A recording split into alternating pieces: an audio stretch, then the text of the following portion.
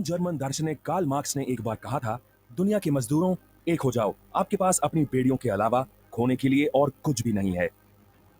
19वीं शताब्दी के प्रारंभ में यूरोप में जब औद्योगिकरण के बीज बोए गए, उस समय समाज में वर्ग विभाजन स्पष्ट हो गया था। इस सामाजिक परिदृश्य के बीच मार्क्स अपनी उम्र के सबसे विपुल विचारकों में से एक के रूप में उभरे, जो दुनिया भर के श्रमिकों के कारणों का समर्थन करते थे।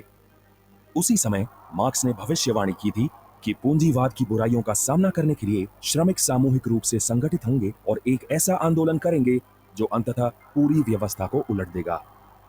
उनके विचारों ने दुनिया भर में श्रमिक क्रांति को हवा दी और सदियों तक एक समृद्ध संवाद बनाया जो आज भी जारी है। तो आखिर ये विचार क्या थे, आइए पता करते हैं।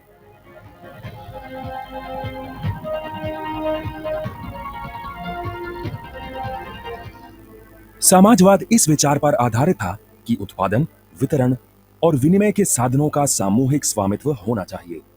यह पूंजीवाद के सीधे विरोध में है, जो मुक्त बाजारों और निजी स्वामित्व को बढ़ावा देता है। समाजवादी विचार प्रचलित हुए और 19वीं सदी में इन विचारों ने गति प्राप्त की। एक सामाजिक सिद्धांतकार के रूप में कार्ल मार्क्स ने मानव इतिहास की सबसे प्रभावशाली पुस्तकों में से एक डास कैपिटल लिखी। यह शक्तिशाली कार्य समाज को अमीर और गरीब में विभाजित करने पर केंद्रित है, जहां एक गरीब विद्रोह द्वारा सत्ता की व्यवस्था को चुनौती देगा। जहां उनके प्रमुख साथी फ्रेडरिक एंगल्स ने भी उनके समाजवाद के सिद्धांत में योगदान दिया।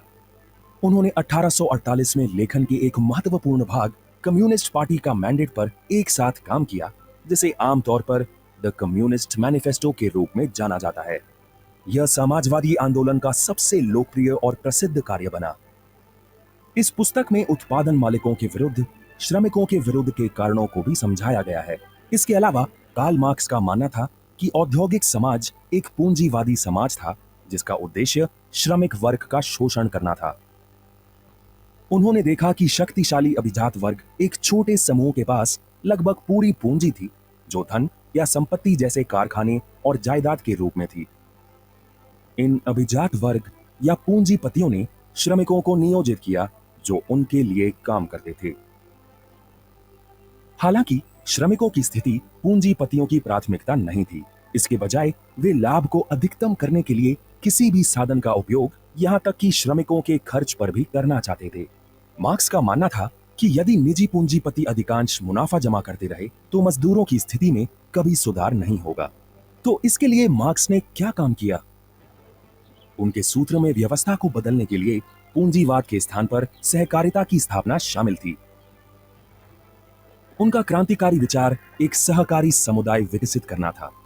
हर कोई सामूहिक रूप से वस्तुओं का उत्पादन करेगा, साथ ही उत्पादन को समाज रूप से साझा करेगा।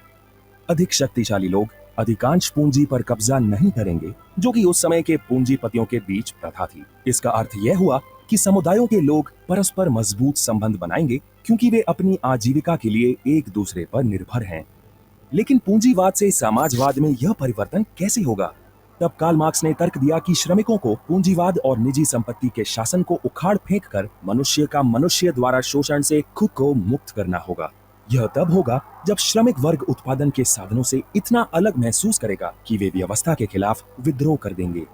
पूंजीवादी शोषण से खुद को मुक्त करने के लिए श्रमिकों को एक क्रांतिकारी समाजवादी समाज की स्थापना करने की आवश्यकता थी, जिसमें सभी संपत्तियों को सामूहिक रूप से नियंत्रित किया जाता था। समाज के इस रूप को साम्यवादी समाज का नाम दिया गया। वह आशावादी थे कि श्रमिक पूंजीवाद के खिलाफ जीतेंगे।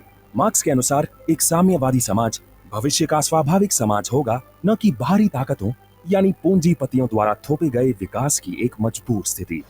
कार्ल मार्क्स का कम्युनिस्ट मैनिफेस्टो 19वीं सदी का सबसे क्रांतिकारी दस्तावेज कहा जाता है। परिणाम स्वरूप कम्युनिस्ट क्रांतियों ने लाखों पूर्वी यूरोपियों को ठंड से जमी हुई रूसी जेलों में भेज दिया, चीन की अधिकांश ऐतिहासिक कलाकृतियों को जमीन पर जला दिया और दक्षिण पूर्व एशिया में नरसंहार को बढ़ावा दिया, जहां मौत के घाट उतार दिए गए खोपड़ियों के बुर्ज अभी भी उन बुद्धिजीवियों की कब्रों को चिन्हित करते हैं। अगले हिस्से में हम कुछ रक्त रंजित क्रांतियों के बारे में जानेंगे। तब तक हमारे साथ बने रहिए।